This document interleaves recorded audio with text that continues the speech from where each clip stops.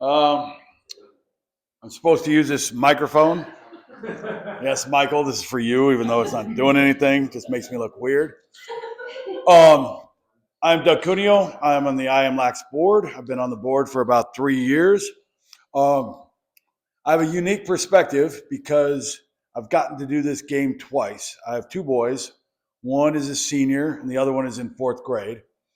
And the other unique perspective is I got to do it in two different places. I got to do it in Colorado, and then we moved here in 19. So I got to see what happens when a market gets or when a state gets a D1 team. When Colorado got DU, and then it was different for a couple of years. And then Coach Tierney came in, and Coach Tierney became lacrosse in Colorado. Lacrosse spun around and orbited around DU, and it still does to this day. When we moved here in 19, it was right when we got lacrosse, Division I lacrosse at the U. And for the last 4 years now, we've had Coach Drew Mcminn as our center of our universe. If you're there on a Saturday in the spring, you'll see everyone in this room. You'll see all our boys, all our girls, all watching that team play and looking at that team. And so today we're here to talk about culture, and I'm here to introduce Coach Drew. And I've got his whole bio. Nikki made me memorize this thing. And the man has been in the lacrosse world for years and years, and you can go online and read his bio, but today's about culture. And the culture starts right there. It starts on that campus right up on the hill. It goes to all of our schools, all of our children. And it is an honor and a privilege to have Coach Drew here today. And as a father of a goalie, it is an honor and privilege to have Coach Drew here today. So without further ado and without reading a silly bio, Coach Drew, the floor is yours, sir. Good enough? Yeah, great. I'll start with thanking you for not reading my bio. I appreciate that. So, but no, appreciate you guys having me, for Nikki reaching out just to be here. Quite honestly, I mean, we really feel that at times we're not, as present as we could be, and, helping out as much as we feel like we could be in the area. And, we want you guys giving us feedback at times too, of just anything that we can do to help. Because quite honestly, sometimes we need the nudge or the push. And anytime somebody reaches out, I can promise you it's going to be very rare that you get a no from us unless we have a scheduling conflict. But, we really do want to be ambassadors and just help the area grow the game as much as possible. And, whether it's putting on things for kids and clinics or what have you, or, coaches clinics. I mean, we've put on a couple different free coaches clinics over the years that we try to get the word out for. But, really want to make sure that first and foremost, we just get the message out there that if there's specific ways that you guys know that we can help you or help the area, please reach out and let us know. Because at times, it might not just be at the forefront of our minds, and we're not necessarily completely in tune with what the market wants. But if you guys reach out to us and let us know, or there's a desire for things, please just saying that openly, that, we want to hear from you. Because again, we're certainly passionate to try to help out in ways that we can. So, but, going into culture, I mean, obviously a huge part of any organization, and it's something that we talk about a lot more than you guys would probably believe with our team. We have cultural meetings every single week. And, we have a lot of different exercises that we perform just to basically make sure that the messages from our culture are being put in front of our entire organization at all times. So for starters, just want to talk about the importance of that, and, get into the slideshow here, and, really want to, especially, I like having a smaller audience here where we can just engage. So if you guys have questions, obviously we can keep this very informal. Please speak up within the slides. We'll give time for questions at the end. But as we're going through specific material, if you guys have questions as we go, it's honestly easier for me to answer specific questions. And that way I'm not giving you too much information that might not even be prevalent for you, but spending more time actually, answering specific questions that you guys might have, or topics that you want to cover. So, but going through here, for starters, if I can get my clicker to work. It was working.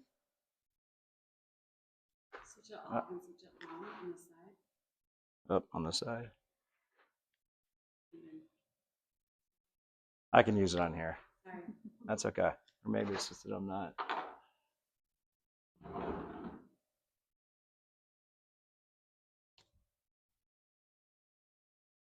see if I can. Good. There we go. So just again, some of this stuff already hit, but certainly just with the objectives of being here, just continuing to build connection with college coaches. Again, just talking through, just providing insight, of what we do to create our culture, and then, how we instill that and how we sustain that. Specifics of exactly kind of how we define it within our program and the things that, are specifically true to who we are and within our identity. Which obviously could be different for your programs and what you push across, but certainly just want to get into some of those specifics of the things that, make us who we are at Utah. And again, whether it's things that you guys can push across or not, you can obviously just get kind of examples of some of those things that we do. So again, be a resource in any way that we can moving forward. Can't say it enough. Again, please push us, reach out, anything specific that we can do to help, just let us know there. So, and again, obviously the questions. So starting out, just defining what is team culture. I remember I had somebody come to me, I think it was my first year as a head coach when I was at Robert Morris back in 2011. And it was, a person in the area in Pittsburgh at the time that had done consulting more on the government side, completely outside of the lacrosse world, but they had a lacrosse background. And, just through networking, I had met with them, and he had asked me, he was like, what's your definition of culture? And quite honestly, in 2012, I had absolutely no idea how to define that at the time. Since then, it's become one of the biggest buzzwords, I think, that you hear within any organization. So, but starting out just, with the definition, again, shared values, belief, behaviors, again, that quote of just how we do things here. For us, we'll talk about kind of mantras and ways that we, reinforce the identities that we have in the program. We always talk about the Utah way. We're like, hey, that's the Utah way. That's not how we do things here. This is how we do things. And, making sure that's a part of kind of the way that we communicate, who we want to be at all times. So actions and attitudes, define it, not just words. As coaches, especially, as you guys know, if you're parents as well, we're always giving messages whether we want to or not. Even if those are nonverbal, and just the way that we respond to things, our body language, the actions, and the decisions that we make, are obviously all defining, and sending messages as far as who we are and what's important to us. So, and then just said specifically, this is how I always define culture to our program. Really thinking of it as if you take an individual personality, and really just forming that into a collective group. So it's more of the personality of the collective. So, we talk about the personality, the character, and again, the identity of who we are. So for us specifically, we have our 3 Ps. We always talk about how those 3 Ps are the only things that we have in writing as a program. We feel they're the most important things that we push across. And again, we always say, if this is what we have in writing, we better hold true to it in every way that we possibly can, or else we might as well not, even have that in place. So for us, our 3 Ps are our pillars, which you can see there. Passion, effort, teamwork, self-control, gratitude, and valor are the 6 pillars that we have within the program. I'll be more than happy, towards the end to kind of get into the specifics of what we have within those and the actual, specific identities that we kind of push across within each one of those pillars there. So, but again, the pillars, the policies, just having standards and rules for how we act. Very simple one for us. I'm, extremely adamant that we're going to be punctual in everything that we do. We have a 5-minute early rule. So if we tell our guys there's a 10 o'clock meeting, they have to be there at 9:55, or else we have an infraction system, which, they have some consequences on the end of it once they get 3 infractions, and then subsequently beyond that. So, that's a simple rule for us. Our guys know if you play for our program, you're 5 minutes early in any obligation. So if we're leaving for a trip, bus time's at 10 o'clock, they're there at 9:55. If we're on the road, breakfast is at 8, they're getting there at 7:55. So, simple one for us. And again, you can, that's very, minor example there, but, again, just having policies in place, having rules. Obviously at the youth level, I don't think we have a 3-page, rule sheet. I don't think you guys need that at the youth level, but even if it's 3 or 4 rules, just that your guys know, hey, these are the 3 that if you're a part of this team and you're a part of this program, these are uncompromised. We know that these 3 rules have to be followed. So the playbook more addresses our identity on the field, how we practice and compete, and again, what's our style of play. So, and, we talk a lot about how when we know we have a strong culture, that it's going to be prevalent that other people can see those identities come through, and we talk about it all the time, just the confidence that's bred from that. and I think if you ask most coaches around the country how Utah plays lacrosse, they're going to have an answer for you. People know that we're up tempo. We've been one of the fastest teams in the country each year. The transition game is a huge part of who we are, and our guys know that that's who we are. That's our identity, and that's how we're going to play the game. It's uncompromised. It's not, hey, this year's personnel is not fit for transition. We get to that point, I think we've failed pretty heavily as coaches in our recruiting process because we get to pick and choose our players. So it's a style for us that really is uncompromised that we're going to stick with. And again, that identity is a huge part of who we are. So, and again, just in general, kind of summarizing those points, but answering the following again: how do we practice? Be able to ask your player, how do we practice? If you're a part of this team, what's that mean? What's our identity within the practice? What are the styles? What are the rules within the practice? What are the expectations? Again, how do we play? What attitude is expected? And again, what are our standards and rules? I think if you can answer those 4 questions within your program and the players can answer those, then you're probably, in the right place or moving in the right direction, as far as establishing a culture and having an identity for your program though. Define it, put it in writing. Again, that's a big one for us. Our guys hear us say it all the time that, those 3 Ps are the only 3 things we put to paper, and again, they're in writing. They're in front of them constantly. They have digital copies, they have hard copies. And again, we're holding a lot of meetings where we're talking through the things that do define who we are as a program there. So, before moving forward, any questions kind of on that? Yep. I know your pillars are similar, but not entirely the same as your predecessor. I'm curious, as you came from Robert Morris to Utah, how did you determine what you hold on to from the previous group? What do you bring with you? How similar is this to what you ran in Pennsylvania? Yeah, it's a great question. And, for me, when I came and took over the program here, I mean, I was very, intentional to make sure that we were trying to connect, what had already taken place as a program, with what we were planning on doing moving forward. And, I told the guys and I didn't have a staff in place. Coach McDermott stayed on, but wasn't sure if he was going to stay in the director of ops role or coach with me. So, at the time for the first week and a half, I was on the field by myself running the program. And I told the guys I was going to, spend a lot of those first couple of weeks observing and, really getting a feel for who they were. And we had a lot of meetings and exercises where, it was them telling me. We did, a SWOT analysis of the program of where they felt they were up until that point, and really talked about the parts of the identity that they really felt adamant to hold with our program moving forward.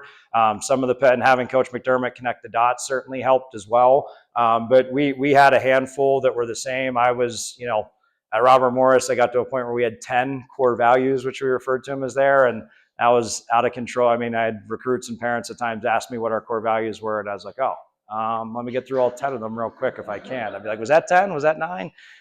So I realized it was certainly a little bit more information than what we needed. And again, point being, if we're going to say these are the biggest things that define who we are, we better know them and understand them at a high level. So a few of them were the same, and we told that first team that, hey, you're going to be a part of the foundation of this program moving forward, because the pillars are ones that we don't change. The policies, we give them opportunities every year to change. They weigh in on that stuff. We have open meetings to talk through that stuff before we set them in place for the year. And it's also somewhat fluid that sometimes we tell them, hey, there's rule changes that we might add or things that you guys bring to our attention that we might change throughout the year. But, the pillars, once we put those in place, we're like, hey, this is, non-negotiable. This is defining who we are. We're not going to break them. And again, we really spent a lot of time, more than you'd imagine, just meeting as a program and having the guys talk to us about, what they felt like was most important to continue to keep in place moving forward. And then we kind of meshed that together and, really gave that first team that ownership of being a part of kind of laying that foundation for us moving forward. So, but quite honestly, I went through an administrative change when I was a coach and saw somebody come in with an iron fist, and wasn't too long before I took the job out here. And, seeing somebody come in that type of light and, tell everybody they're doing things the wrong way and things were done terribly before they showed up, and they were going to be the next savior to make sure that we were doing everything the right way moving forward. Going through that experience really kind of opened my eyes up of some of the things not to do, taking over a program for the first time, with a job change there. So, and then moving into the next one here, just why culture matters. Can't emphasize enough the importance of it. And again, it forms itself. Again, you can't say, I don't have a personality. Again, if you think of an individual person and just forming that to a collective group, no matter what, you're somebody. And the biggest thing is making sure that you have intention, of what culture you are forming. So, we talk to our guys a lot about individual goal setting, team goal setting. Simple analogy there is if you don't have goals in place and you don't know where you're trying to get to, you float aimlessly and you don't really necessarily have too much control or intention over who you're becoming, versus actually making sure that there's, things that are defined that you're trying to make sure that you strive for. So again, it's going to form itself. Culture is going to be something no matter what. So again, put in the work to make sure that you define it and make it what you want it to be.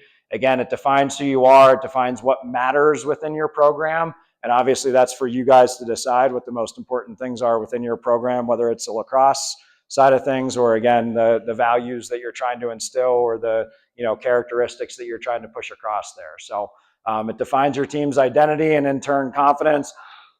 Excuse me. But, as I mentioned, just, with our team, I think there's certainly confidence just knowing who we are, how we play, how we do things. And, when you have a really strong identity, that of course bleeds into the confidence of everybody within the organization there. So attracts and retains the right people. Certainly one that I felt that, when our culture over the years was not necessarily where we wanted it to be, a lot of times we were, finding, on our end that we had to make decisions of, hey, this person's just not fitting in right now.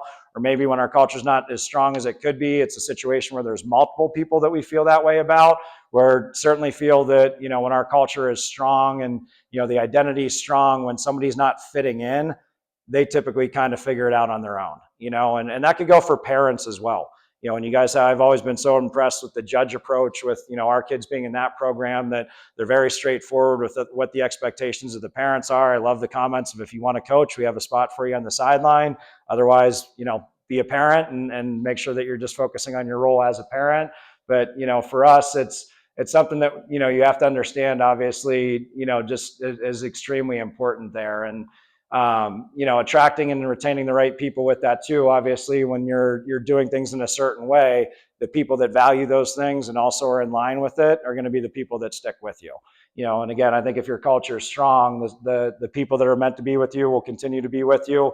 And a lot of times the ones that are on the outside looking in, they're just going to be kind of, separated in a way that they know, hey, we're the ones that aren't acting the way that we're being asked to act right now, and typically at times that's going to, make those decisions take place for you. So influences how a team handles adversity. That's a big one we talk about. We've had situations last year. I mean, we had five, it was a little bit of a down year for us without question. And, had 5 1-goal losses, had two goal losses out of 7 losses on the year. And, for us, we talk a lot about, when things didn't go our way, did we stay true to who we are? And that's going to always be the biggest test of, how strong your culture is. Excuse me, is when you deal with the adversity, and when things don't go well, what do the parents act like? What do the players within the organization act like? Are they, still pushing through what the message is when things are going well? And I think that's just, a big, kind of telltale sign of where you're at culturally, is what type of response your team has when things aren't going well there. So elements of a strong team culture, can get through this one a little bit quicker, but again, having a strong identity, that's on the field, that's off the field, having core values or pillars. Again, they define what your program stands for. Policies, like I said, I still think it's certainly important just to have something in place there, even at the youth level. Shared vision, if you do have goals for the program or standards for the program. Leadership example, there's no question culture starts at the top. I mean, I certainly, have always believed that, it's not something that can be delegated.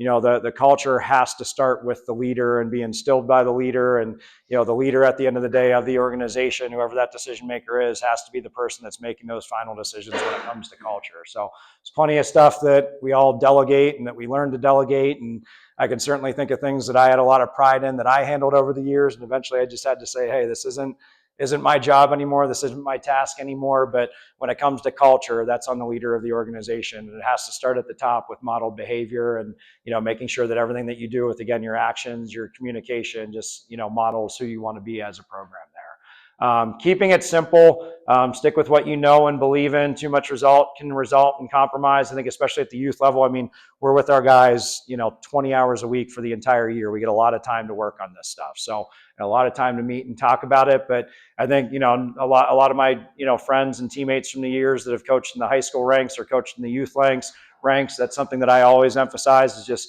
keeping things as simple as possible. You don't need to have, you know, a 10-page playbook, obviously. You don't need to have 20 rules for your program, but have something. You know, and again, just you decide what you feel those most important elements are for your program. So positivity, huge one. No negativity or recreational complaining. I mean, we talk a lot within our passion pillar. That's a big one for us. We challenge them to make sure that they're bringing enthusiasm to everything that we do. We really focus a lot of it on not complaining, not having negativity. You know, that extends to the parents, that extends to everyone that touches our organization, that we want to instill the values that when things don't go well, you respond in the correct way. You know, and again, you don't pout, you don't finger point, you don't blame, you don't complain, you don't get negative. It's, hey, we're not where we need to be. What's the correct way to respond right now? Let's make sure that our attitude's where it needs to be. Let's respond with positivity. And again, obviously, as we know, there's multiple people that touch the program that can at times bleed into that stuff. So open communication, I think that's always a huge one with strong culture, is just people feel the ability to have the conversations that they need to have. Again, speak directly to the source. My coach in college always referenced the term recreational complaining, and really made us feel pretty bad about ourselves if we were going to engage in that, where, you know, tell us the only reason to recreationally complain, meaning you're not complaining to the source, is to feel better about yourself, because that person obviously can't do anything about it. So for us, we want our player, I mean, we you know, even set up platforms for them to give us feedback, because we know certain guys aren't going to come to us. For example, we always have open office hours, but then we find certain guys don't come. This semester, we mandated that everybody had to meet with every single coach on our staff 3 different times throughout the semester for just a 15-minute check-in, 3 different times throughout the semester. So we're like, we need them to have platforms to come to us, to give feedback, to talk to us, helps us develop our relationship with them, of course, which relationships are obviously a huge point of culture. But we want to make sure that we give them forums to give us that feedback. And, you know, we'll send out Google surveys 2 or 3 times throughout the semester and just have specific questions and just have general feedback so that they can give us that. And then we still feel, you know what, certain guys aren't going to say things to us in the office. Certain guys aren't going to say things to us in those surveys. And then we tell our captains and our seniors, hey, we need you guys to have player-led meetings and make sure that you're then giving them that platform to speak up if they're not as comfortable coming to our coaching staff. And then, you know, we're able to get that feedback from our captains and our seniors there. So, but again, open communication, I think, can really take care of a lot of problems where parents aren't complaining to one another on the side, or players aren't complaining about other players or about coaches, that, you know, there's an open line of communication and that those conversations are being had directly with one another there. So player-led probably a little bit more applies to us, but that's a big one. I again, just think it's a huge, you know, mark of any team that has, or any organization in any industry that has a strong culture, is that the people within the culture are protecting it and upholding it. Like I said, it starts with the leader, but again, I think where you really find, you know, the true sense of where that culture is going to be with the people underneath the leader. And, you know, when we bring in recruits, we always tell them, like, culture is the biggest buzzword. We know everybody's telling you we're a family and we're a brotherhood, and everybody says all those things. But for us, we're like, go talk to our players and ask them. If you want to know about our culture, I don't want to tell you about it as a coach. And I'd like to think would have the same answers as our players, but I know there's certain places where you're not going to get the same answers from a coach and a player. So for us, we're like, you don't even need to worry about that.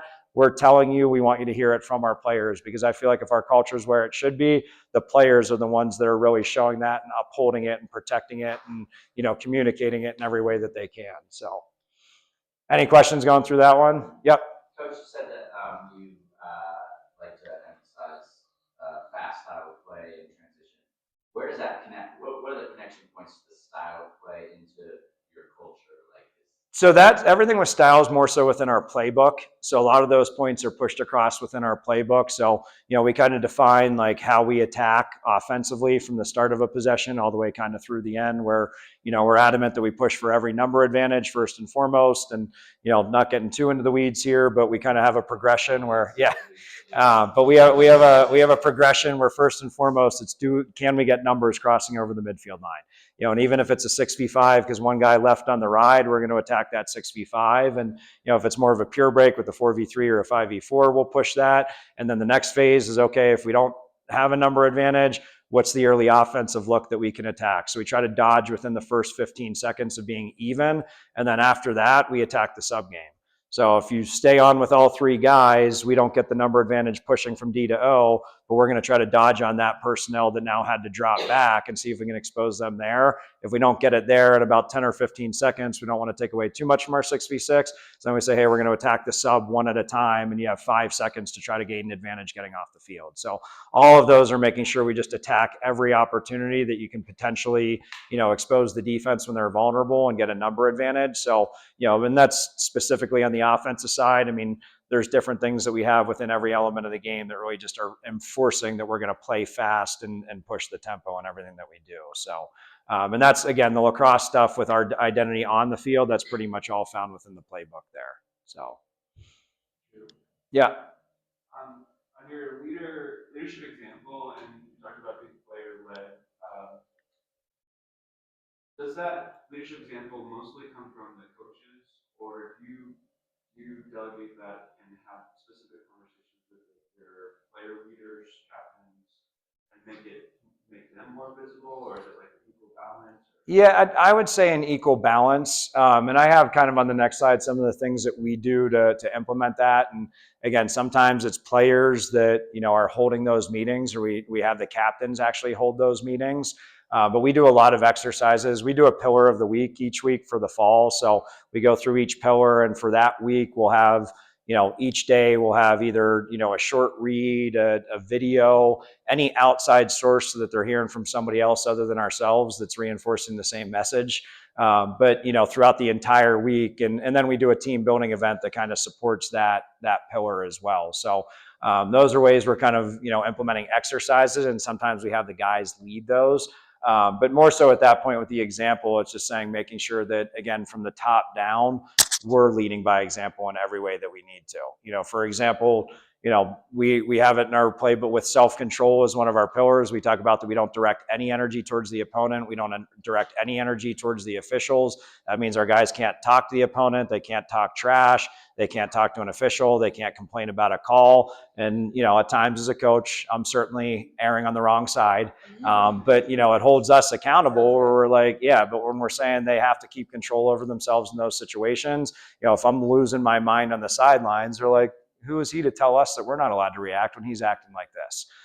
So just, again, one of the small kind of specific ones within our pillars, but, those are the things that we make sure as a staff, we always go back through. And I'm a firm believer in any organization, when you find problems within that organization, you can typically find something that's being reflected from the top down. And as a staff, I'm always like, every problem we see, like, let's start with us. What are we doing that's bled to this type of behavior or this mentality or this mistake that took place? And, we have a guy show up late for, a meeting, and it's like, well, guess what, guys? We walked in 1 minute late last week. And, we say as a program that there's no compromise there. You have to be 5 minutes early. And the players know that we're not showing up on time. Like kids, they're going to look at every, I always tell our captains and our leaders, I'm like, everything that you do well as a leader, expect people underneath you to do it half as well. Anything that you do poorly, expect people underneath you to do it twice as poorly. So the mistakes that we're making or the things that we're not showing by example, it's going to bleed down to the team at all times. So that's more, there's exercises and things like I said, but more so just making sure, again, our actions and our communication and who we are at the top as coaches is, certainly reflective of what we're asking of the guys. And we tell them to hold ourselves accountable. We're trying not to ask you to do anything that we're not doing ourselves. We're not going to tell you. I had coaches that we had a 5-minute early rule in college too, and it was players only. And we'd sit there for 5 minutes early and wait for 20 minutes for the coaching staff to come up, and they'd be, sorry, we came out of a meeting, guys. And we're like, oh, yeah, we get that. We had things going on too, but, we have to be here 5 minutes early because you tell us, so just making sure that, again, we're leading by example in every way that we can there. So, again, how coaches form and instill it, define it. Again, like I said, I think it's certainly worth putting things in writing. Your on the field identity, again, what are your team fundamentals? What are your non-negotiables? Those are up to you to establish, but I think certainly very important to have something in place there that your team understands. Off the field, again, a little bit of this is repetitive now, but just the roles and the expectations. And, I know I run into it a lot because, again, we do this for a full-time living. And, for you guys, I can't even imagine the time that you're trying to manage to do this stuff with everything else that you have going on in your lives. But, I hear it a lot of like, well, we don't necessarily have time to do that. but there's ways that if you put in time now, I think you can save yourself more time down the road. And again, I think putting things in writing with having pillars, having policies, we have a staff conduct for our staff that we review weekly as well, just making sure we're, again, embodying who we say we're going to be. Again, a playbook, practice plans, drills. I've worked with youth programs in the past where I just gave them flashcards of drills. And it was like, if your coaches don't know as much, like just have them use these drills. And, again, I'm a firm believer in keeping things simple. You don't need to make things up or do things beyond what you know that is right. Just do the things that you know is right at a really high level. And I referenced on the other page, I had a youth coach, Dr. Beechler, that, he was a dad of some of my friends growing up, a couple brothers that I played sports with. And, he wasn't a lacrosse guy. He had won a national championship at football in Pitt back in the day. And, basically just knew the fundamentals of the game. He learned you had to have two hands on every ground ball. He wanted us throwing overhand. That was, obviously bigger back then than it probably is now. But, that was a huge fundamental that was pushed across for Dr. Beechler. And, it was just never, sometimes I run across kids that come to our camps or things, and they're like, well, our coaches told us, put your hands like this when you're defending and put them together so that you're not cross-checking. And I'm like, no, you'll never see anyone on a Division I field playing defense like this. Trust me. Or we're like, don't make it up. If you don't know it, that's okay. But just stick to with what you do know and make sure that guys are learning that stuff at a high level. So, but again, I think just having some plans in place, having drills in place, putting a little extra work in can certainly save time down the road, if you can manage to put those things into writing there. So obviously preaching it, again, define it, make sure you preach it, communicate it often. Everyone who's in contact with your program, again, players, the parents, the staff, anyone that supports your program, of course, act it out as we mentioned. Again, we have a coach's conduct sheet. I'm just talking about us making sure that we're upholding all the standards on our end. Again, holding meetings, creating exercises, that's where I was more so talking about with Coach Rigby there, of just making sure that, again, we're reinforcing all of these identities within our program in any way that we can. I know you guys can't have a lot of team meetings, but a couple specific examples I'll have on the next slide of ways that I think you can still do that with the time that you do have. Periodically do a SWOT analysis. That's something that we actually just sent out to our players, because this time of the year we were only on the field 4 hours a week with them, so we don't get a lot of meeting time. So we just sent out a survey, because it's something that we normally do as a team, and just said, hey, the project or the assignment for the weekend, go through each of our 6 pillars and list out examples of where you feel like our team has done these things at the most positive level, and where we've had room for improvement, and they have to go through those exercises there. So, and again, a lot of times we just do that as a team. We'll do it at the end when we do the pillar of the week. Hey, it was effort this week. We talk about not changing our effort, that it stays consistent in everything that we do. We don't pick and choose when to work harder. What were things this week that came up that we did at a high level? What were things that we could have improved upon? So, and then again, implementing it daily, ways that I think could certainly just apply. Again, it's getting redundant, but model desired behaviors, use consistent language. Again, shared slogans, mantras. For us, again, we talk about not reacting or spending any energy towards the officials or the other team. Like I said, we have just a next play mantra.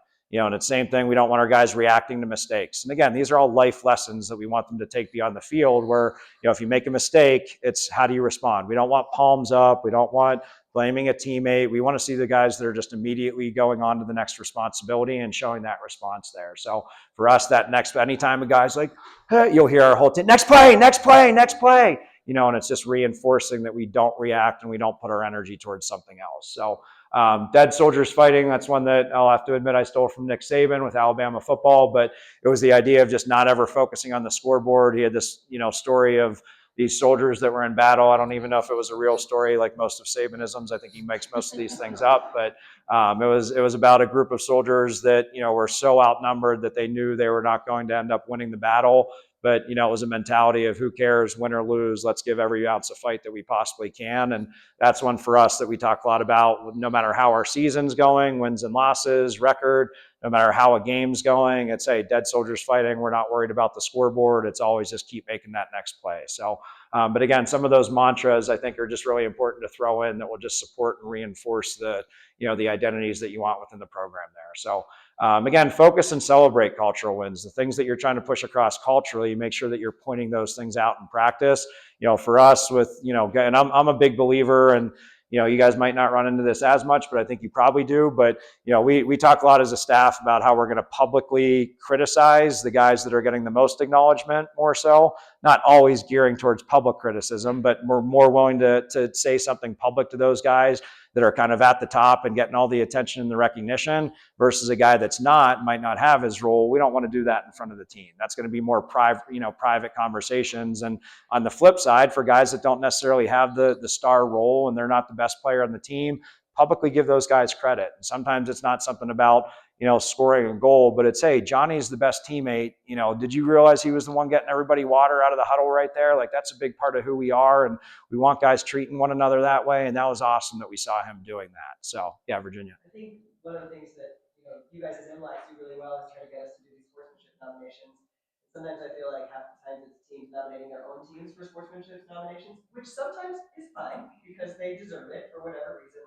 But I would love to brainstorm either later or another time about how we as program directors and coaches and staff can really just make this part of what everyone on the team is thinking about after every game and how we can kind of keep that in front of them. Because that's what we need to be celebrating in terms of sort of cultural wins, is like when there isn't some sort of altercation on the sideline or when some parent isn't, yelling at their coach or whatever it is. And that happens most of the time. We're good. But we need to be calling it out, I think, for celebrating it. So. Yeah, and even at the college level at Division I, I tell our guys constantly that the two things they're going to take away from their experience with our program is their relationships and who they become as a person. Because eventually, no, I can't find it. My wife no longer cares about any saves that I made in college. I can't find anyone that cares about my lacrosse stats anymore. Literally, like trying to go to the deep, yeah, I know. The bio doesn't even get read anymore. So, but it's something that we put into perspective for our guys constantly, that it's about who you're becoming as a person. I think this game's so amazing that there's so many lessons that you can take. And we tell our guys, hey, as serious as something might feel on the field, you're going to run into something in life that's much more serious. And if you can learn these program behaviors and responses now, that's going to carry with you for the rest of your life. So, for us, even with Division I, we don't talk about winning and losing. It's not in my vocabulary. I tell our guys, you will not hear us talk about winning and losing. We don't say big games. We don't talk about, we'll recognize the things that are in front of us. Hey, it's playoffs now. If we lose, we go home. We win, we go on. We know that, but we haven't practiced being in that mindset all year. So we're not all of a sudden going to go, if we lose, we're done, because we haven't worked on that all year. And again, we want to teach the value of no matter what it is that's in front of you, the challenge is the challenge, and you have to put forth your best effort towards it. You don't let that situation dictate who you're going to be or how you're going to respond to it. So, and again, we're trying to make sure that everything we push across on that field is a value that carries into, the rest of their life.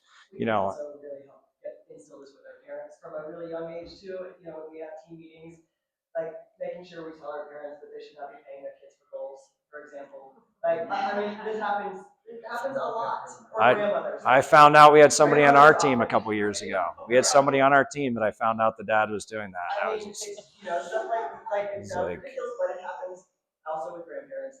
And then I think honoring and acknowledging defensive plays and those transitional plays. We had one coach that she got some of those giant chain necklace things made, like they do in football.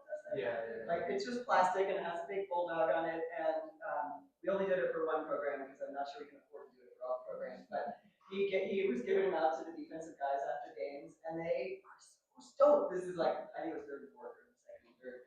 Those guys are like tiny guys with these big plastic things around their necks, and they're recognizing it's not all about scoring goals. It's not always about it's not about winning. A lot of those games we lost, but the defensive guys were proud of. And just the messages that are being sent, the kids are realizing, hey, these people care more about us being the right person and doing things the right way versus scoring a goal. And I think when you all step back and think about it, that's, a pretty obvious thing. Who they're becoming is obviously more important than the goals they're scoring. So, no, exactly. So, yeah, they don't. So, and again, just no compromise of those standards, just kind of moving on to that. Beyond that, like when things go against it, of course, address those things. So making sure that you're showing the credit when things are done right, but showing that it is taken seriously. Hey, that's something that we say we're not going to be within this program. We got to make sure that we're addressing that right now. Ask players for specific examples after practice. I think that's an easy one. We do that with I'm getting to the point where honestly I get so sick of hearing myself talk like now. But with our team, that after practice, more times than not, I just let them give the feedback, and I'm like, half the time they brought up the exact same points I was going to bring up, and most of them are smart enough that they say it more eloquently than I can with repeating myself day after day anyway. So, but it's, for us, it's more about culture, and we always, every conversation we have, even our game reviews, everything, it's always culture first. Like the conversation is always about culture first. So after practice, we specifically say, hey, culturally, where do you guys feel like we were who we said we were going to be today? And where do you feel like we weren't, and that we needed to make up, some areas that we can improve upon there. So just hitting this point, I'll get through quick because I know I'm pushing time here, so stop me if you need to. But who needs to know, again, your players, your coaches, your support staff. Again, parents and families are a huge one, as you guys know. I can go down a rabbit hole on that one, but even just my nephews now, my own kids. I mean, when I was at my nephew's game and travel ball, who's 12 years old, the parents were just, so toxic on the sidelines with what they were yelling, what they were saying, that it honestly just blew my mind. So just understanding the parents can really impact as well, and get those messages to your players. Again, my only experience with our kids is with the judge program, but again, I literally turned to my wife after, and I was like, that was freaking awesome when they sent the message to everybody and just said, this is what the expectations are, this is what we want as parents. It was very direct. It was your jobs to tell your kids you love them, support them. If you want to coach them, we'll have a spot for you on staff. And I was like, hell yeah, like walked out of it just fired up. So, but again, the parents need to know that stuff, and my oldest brother is one of them that I'm trying to help a lot with my perspective versus his on these things. So, but how to communicate, again, in writing, sending out emails, team meetings that you guys can have, social media, that comes up for us. But again, you guys have formats that you get your newsletters out or your information out. That's one for us. Like, we've gone through new social media directors. We don't talk about opponents. We don't talk about who we're playing very often, because again, the challenge is the challenge. And, that was one. We had a new social media director come in before we were playing Syracuse, and it was showing highlights of Syracuse on the website. I was like, oh my gosh. And like, calling, I was like, this isn't about Syracuse. This is the Utah game, not the Syracuse game. Like, we got to get that off. That's not who we are. So, but again, just making sure that you're not conflicting, in any type of ways with your messaging versus who you say that you are going to be. So I had alumni like, Coach, how'd that go up? And I was like, I know, sorry, we had a new SID come in and we had to, get that sorted out. So, but again, it showed me, hey, our guys know exactly who we are, and they knew that went against, what we push across. And I'm glad they certainly understood it, and again, wanted to protect it and reached out. So, and then again, just consistent messaging in every action, obviously, just making sure that consistency is always there. So, youth traits to have a successful culture. I always point out just the history. I think it's just important. I think our game has such a cool and unique history of being the creator's game, and the Native American roots that that started this game. Unfortunately, I think the stereotype has been that it's a rich elitist sport, which the money that's been involved has certainly weighed into that. But the history of our game is pretty special and unique, and I think letting kids understand that certainly gives a little bit more of a why. I know as a kid, for me, like learning that history, and I still continuing to educate myself. I mean, for Indigenous Day, we're giving our guys videos and articles that show kind of the history of the game, and I just think, again, it kind of feeds into that why of just giving yourself a little bit more meaning behind the sport.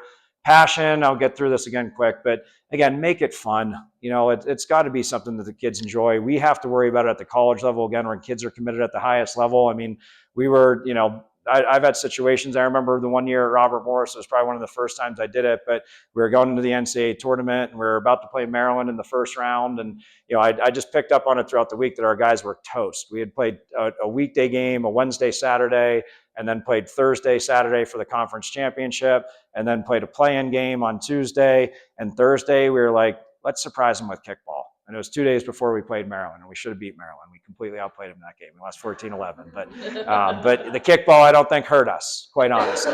Our guys needed just like some reprieve, just a little bit of just, we need a breath right now. And again, they were like, this is awesome. And they're kind of like, your coach is serious? We played Maryland in 48 hours. But, we knew they needed it.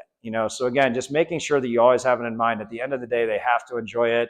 My coach in college would tell us it's not supposed to be fun anymore. You're getting paid, and too bad it's a job. And I was always the one like looking over my shoulder, like, is anyone else on page with this? Like, we're all here because we love this game. Like, what type of messaging is this? So, for us, we're constantly trying to find ways just to make it as fun, and we challenge them to work really hard. But again, we play music at every practice. I know that's not something everybody can do, but just an example of just us putting in that effort. Again, make things competitive, positive, accountability to accomplish goals.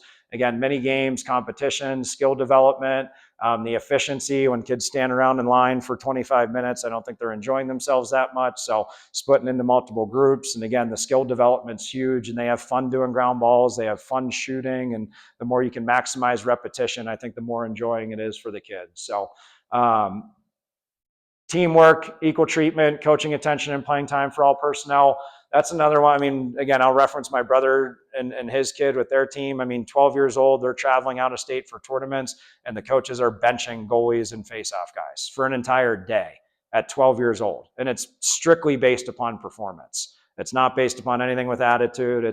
And to me, that's mind-blowing. For 12-year-olds to be going through that, I'm like, and even with our approach with our guys, like we have within our teamwork pillar, we talk about equality, that nobody's going to be mistreated based upon playing time, and nobody's going to be mistreated based upon the class that they're in. If we're going to say we're a family, we're going to act like a family. And again, as coaches, we tell them that's going to be the same way we approach things. We don't choose playing time versus a freshman versus a senior. Hey, it's a senior, so we're going to play him.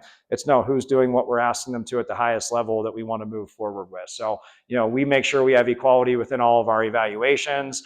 Again, the attention we're giving towards players, I think it's so important to make sure that you're coaching everybody on the roster. When I was an assistant coach at times, we had a roster up to 60 people, and it got to the point where I was like, we cannot give attention to like 40 through 60. It's near impossible. And I became a firm believer of keeping a smaller roster after that, just so that, again, we can truly make our guys feel that everyone's being valued no matter who they are. Brendan Bells was a captain for us last year, hadn't started a single game throughout his career, and just embodied at the highest level everything that we always asked of our guys. And seeing him get nominated as a captain was huge, just to see that our guys understood that stuff. So and again, just fostering the environment that's obviously inclusive and that, again, values everybody. So growth mindset, again, firm believer in process over results. And it's not because I don't care about results, but again, I'm a true believer. If you focus on the process, it's going to lead to the best results. John Wooden, if you're familiar with him, won 10 national championships at 13 years at UCLA, which was unprecedented at the time. Still unprecedented. Cale Sanderson, Penn State wrestling coach, just broke his all-time record and now has 14 national championships for Penn State wrestling. And both of those people, who are the most successful people that have ever been in this industry, have the exact same philosophy. They don't talk about results. They only focus on process. And, Cale Sanderson, again, 14 national championships in a row right now. And they talk about how they don't even mention winning and losing, let alone national championships. So they don't talk about streaks. They don't talk about anything, because those are outside circumstances. And it's, hey, the challenge is the challenge.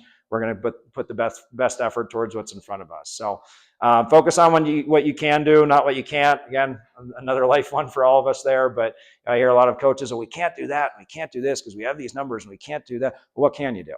There's plenty of things that you can be doing. So again, just making sure that it's focusing on the things that you're able to do, not what you can't. Adjust your drills to the player-coach ratio. Be a teacher. Teach what you know, not what you don't. That was a big wooden one of just, again, call yourself a teacher.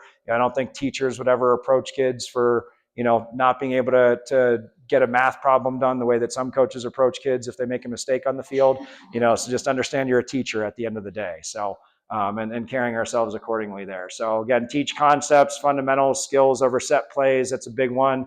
I just feel is important. Kids learn set plays, but they're not necessarily understanding how to play the game. Let them play mini games, small games. They develop those fun. You can do less coaching. They'll learn on their own if they're getting a lot of touches and they're involved a lot, and they're developing concepts versus having to run specific scripts. And again, just teach life lessons by the way of the playing field, like we talked about. Every lesson on that field can carry into life. And, that's a big thing that we're constantly trying to keep into perspective with our guys, as we said. So culture defines your program. Just the summary here directly correlates with your success. Define it, communicate it, live it, sustain it. Every person in your program contributes. Again, the players, the coaches, the families, and can impact it. Communicate through meetings, social media, and consistent messaging, as we said. Don't take it for granted. I know that's one that it's crept up on me where I'm like, hey, we have a really strong culture. We're good. And, we feel like, more often than not we do, and we're in a really good place. But again, quote at the bottom there, it can take years to build it, but only seconds to destroy it. For example, just to kind of end on with me, when I was at Robert Morris before coming here, we had come off of being ranked 10th in the country, the highest ranking of our program's history. It was 2012, and we had a great season. Moving into the next year, I had hired 2 new coaching staff members. And at the time, I only had graduate assistants on staff, so we weren't really getting full-time people. First full-time opportunity I had, hired somebody, and within literally a couple months of the fall of that next season, when I thought we were in like an all-time high, peaking in our program, some of the things that were taking place, won't get into the details, but ended up really blindsiding me, quite honestly, where all of a sudden I was like, we have players doubting things we're pushing across. They're not seeing the cohesiveness within the staff. They're seeing that there's undermining going on. How can we expect them to buy in when they're not seeing full buy-in to us, for us as a staff? So, don't take it for granted. Sometimes it's just always got to be addressed. And even when you think it's great and in the right place and things are great, still communicate it, still be proactive to instill it and enforce it, because again, that's the best way to make sure that you don't get blindsided and that all of a sudden something doesn't come up that, again, can kind of tear apart your culture a lot quicker than it took to build it there. So, but, overall, again, just those closing quotes, just the strength of the teams, each individual member, the strength of each individual member of the team. Again, I think if you have a really strong culture in place, that's what really is going to help individuals, flourish and develop. And, we spend a lot of time on personal development and doing personal meetings, but, I don't feel like if we had a strong culture and collective identity in place as an organization, that our guys would develop at the same rate. So even though you're focusing on the group, if you're doing it the right way, that's going to help, the individual development underneath you there. So. And then, just wrap up quick, just again, want to make sure, as we said, please, if you ever feel like we're not a resource, I promise you we're willing to be. If we're not being proactive enough on it, if you guys are like, hey, youth camps, throw one in the fall or throw something there, like we put together some stuff that we're like, man, I don't know if the word didn't get out or what happened, but we're not getting a big turnout. Is it worth doing that? Does the community even want that? So if there's anything that we can do and that you guys want, please just communicate it with us and give me a push. I sometimes need it, quite honestly, but like I said, we won't say no. So feel free with our job and with my kids and everything else going on. Sometimes the external stuff, I do just need somebody to tell me, hey, this would be awesome if you do this like now, and show up and do it. So again, feel free to reach out. Let us know when we, other ways that we can help, like we said. And again, if you guys want to come to practices, that's open. We try to get that word out as much as we can, but I don't think we still have people reach out and they're like, is it okay if we come to practice? And we're like, yeah, of course, it's open practice anytime you want to come. So if you guys ever want to show up for practices, you can reach out and connect with us before. If we have any time to kind of talk before or after, we can as well. So, but sorry if I went over. I would go down this rabbit hole on culture for longer than you would ever want to be a part of. So if I went too far, sorry. So, other questions? Yeah. Yeah, Coach. On the your players have been out in the community, in the lacrosse community, a lot this summer and the fall, just in doing. They're part of the PYLL sixes. They're like our kids in Park City have gotten to know a lot of your players. So if we didn't have as much participation you'd like in the official stuff, I'll tell you that your players have been out in the community and they've been great, and they're really, really good kids. Awesome. No, we love hearing that. And again, we're obviously pushing them to try to be, and completely bipartisan. No, I will never get into the politicking of clubs and which team to push guys to or who to have. I did 1 year of club in Pittsburgh, and the second year we had 3 new organizations come on. I started seeing what that turns into, and I was like, I'm out. I like being a college coach, and I love my family, so I'll spend my time on those 2 things. So again, I'm not going to push anything across towards one program or another. We tell our guys, hey, anytime somebody contacts us, we'll get you the information. We really want you guys helping out the area as much as you can. And I think a lot of our guys have certainly taken advantage of trying to do that. So I'm going to ask you, turn it back up to the staff culture, right? Because you mentioned there was a staff decision that ultimately bit you at the last season of the one university you were at. I'm just curious how you personally drive the process with your staff, as well as the selection of the staff. Obviously with youth programs, we're not handing out paychecks, but at the same time, you do end up at times with people that are just not going to be compatible with the program and compatible with just toxicity, the recreational complaining, or worse, right? I'm curious with your university staff and how you drive that process of culture. Yeah, it's a great question, and obviously it's a little bit of a loaded answer, but first and foremost, who you're choosing, and making sure that you're doing your best. I haven't figured out a perfect process to that over the year for what questions to ask for interview processes or anything, but really just trying to find people that align with our values that we feel like are going to be the right fit. I've been fortunate that since being here, we've had the same staff in place each year, and guys that I've had connections with over the years to kind of understand how we do things. But it's going to start there with who you choose. I think making the hard decisions. If somebody's true, like if you're giving them the examples, of what you're asking from them and what they're doing that's going against that, and you're not getting the response. I mean, you have to make those hard decisions of just saying, hey, we don't feel like it's best to have you with the organization moving forward. So, and again, I think when there's a very strong culture in place, people will feel that on their own. Of like, hey, I'm the one that's kind of on the outside here that's acting this way. So, but sometimes you have to make those decisions. And, again, I think just the communication piece, and again, as hard as it is to spend the time that you guys are trying to make to do this, but again, an example of spending time now might save time later, of just like a weekly meeting of just, hey, here's a check-in. Want to make sure, again, we're all hitting these items that we say are most important to us as a staff. And again, maybe a little quick strengths and weaknesses. Hey, are there any things you guys have found? And I open to up our staff all the time first for me. I'm like, is there anything you guys are seeing in my actions that I'm not supporting what we're talking about? And, then it's a little easier. Hey, well, these are other things that have come up that, I've realized, and, having those conversations and getting people, because if you give people the opportunity to get on the same page and then they don't, it's a little easier to make those decisions. So, but if you have avoiding communication, like I always say, avoiding communication is typically filled with assumptions, which, typically end up leading to things not going in the right direction. So, when we talk as a staff, we're just trying to make sure that we're bringing everything up that we possibly can and getting on the same page. And, we go through our staff conduct of just what our expectations are and just make sure that we're in line with everything that we say that we're going to do from our end of things. So, but if somebody's truly standing out and not getting on page, I think it's just making that decision that can be hard. But I think when you know that it needs to be done and you do it as hard as it can be to have those conversations, it's always like, oh, thank God, like I'm not dealing with that anymore, and that's when hey, this was the right decision that probably had to be made. So, yep, we'll go Virginia and then, sorry, bump around. One more question maybe for Nikki and the gang. I know when our coaches sign up as coaches, they acknowledge some sort of conduct statement and things like that. Is that something maybe you could send out to program directors? Just Posted. it is okay, or maybe like where to find it. That'd be awesome. I think sometimes it's those guys when they're signing up, right? There's like initial or whatever. Yeah. But it really is a contract, and I think as program directors for both the boys and the girls sides, just as a reminder, like, hey, this is what you agreed to, and maybe there's a first strike.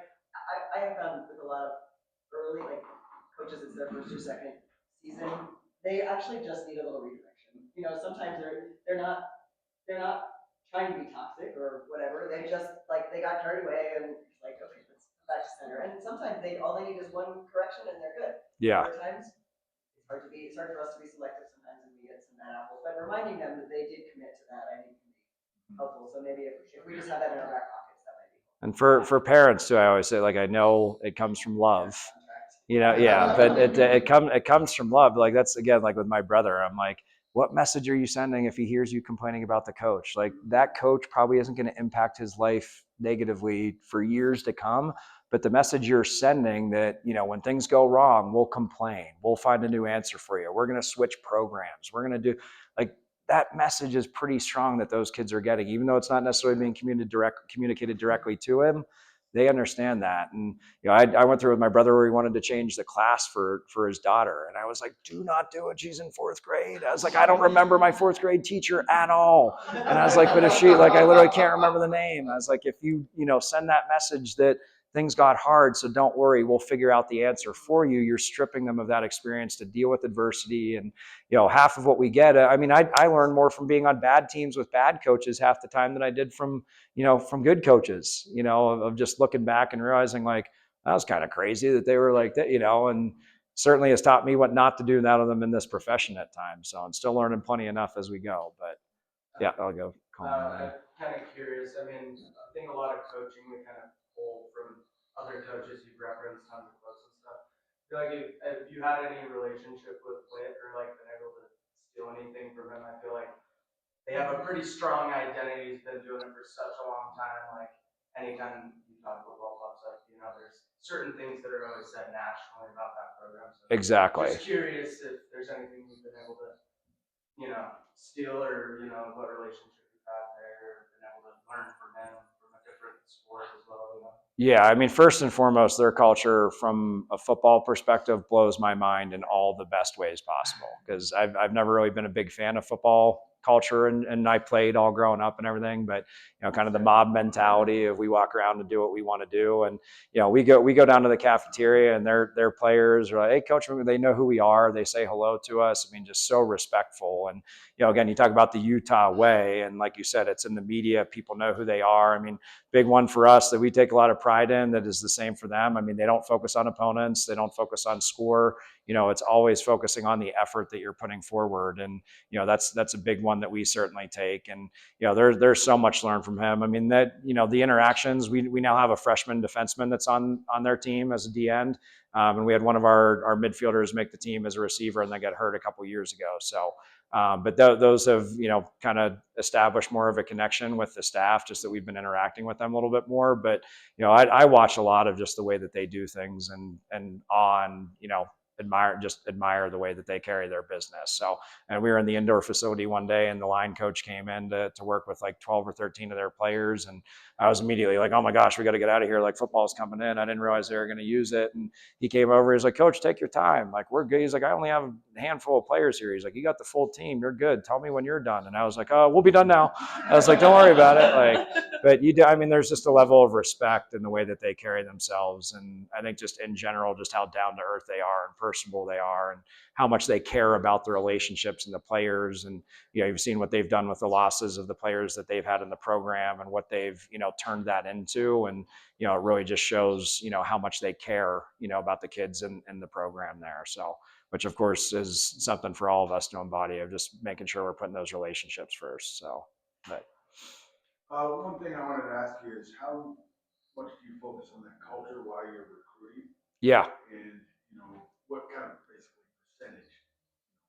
He could be the greatest player. He wants to come here and ski and play for us. Yeah. How much weight do you put on if he's a cultural fit?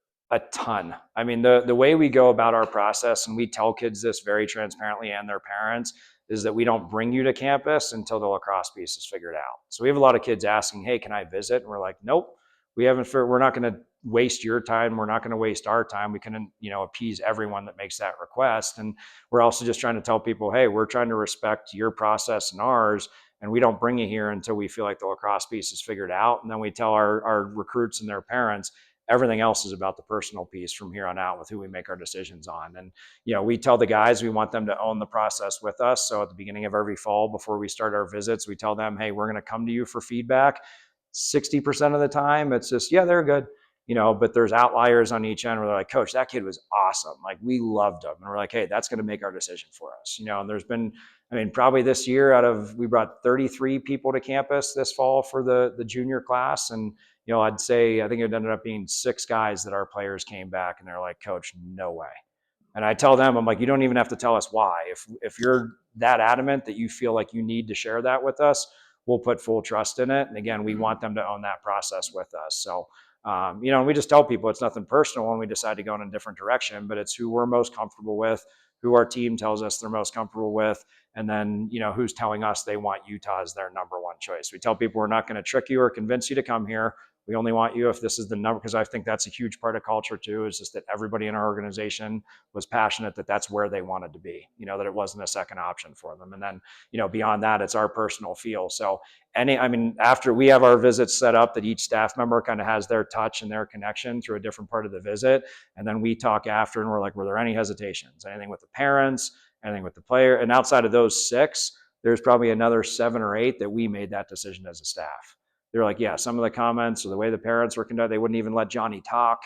I'm sitting there and I'm like, Johnny, what do you feel about this question that I just asked that your parents answered? And then, mom's like, oh, like I said, Johnny ended up, when he was, and I'm like, we're not getting a connection here, and we put a lot of value into that. And we're very open and transparent to tell people up front, that's what is going to make the decision for us in the end. So,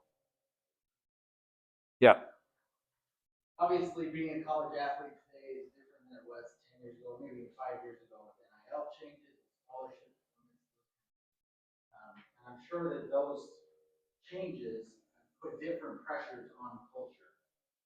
What I'm really kind of curious about is with us who tend to work with the next generation of recruits, what attributes, what attitudes do you think are the most important things we can teach at a young age to put them in the best position to succeed in today's college athlete? Yeah, I mean, simply put, our pillars are kind of what we've decided, are the most important things. And, again, with passion, there's specifics where we talk about just, not having negativity and, making sure that you're having the right attitude and everything that you approach. With effort, we talk about just consistency and everything. But, addressing specifically the kind of new age of athletics, I think humility is the key word, of just teaching kids to be humble and, making sure that, again, and gratitude too. I think when you're thankful, you're typically humble, and those two things go hand in hand. And, I think just with the pressures of, all these individual incentives that are now in place, it's just, really the staying humble and, making sure that you're still keeping it into perspective that you have a pretty awesome game that you get to play regardless of any of that stuff that's going on, and, having that gratitude that you get to do that there. So, but yeah, I think the humility piece is definitely a big thing to push across that, I think everyone needs at times. So, but One last question. The valor, the intentional courage piece of yeah, your players. How do you recognize that in your players? We recognize gratitude and humbleness and other things. But I was curious, what you're looking for as a coaching staff when you and other players, your team captains, when you are, recognizing that piece of behavior on the field. yeah. Yeah, I mean, a lot of it's just, putting adversity in front of them. Like right now in this time of the year, we call it Character Building Friday.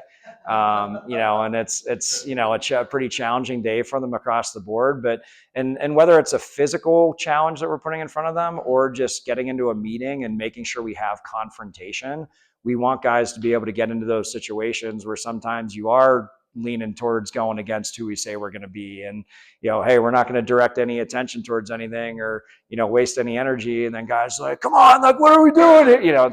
And you start seeing that when you put them in some of those adverse situations. So a lot of it, we just see, once we're in those types of, challenges that we have in front of them, like who responds in the correct way that we're asking them to, and we tell our guys, no matter what we put in front of them, like we will never take away the passion element from you.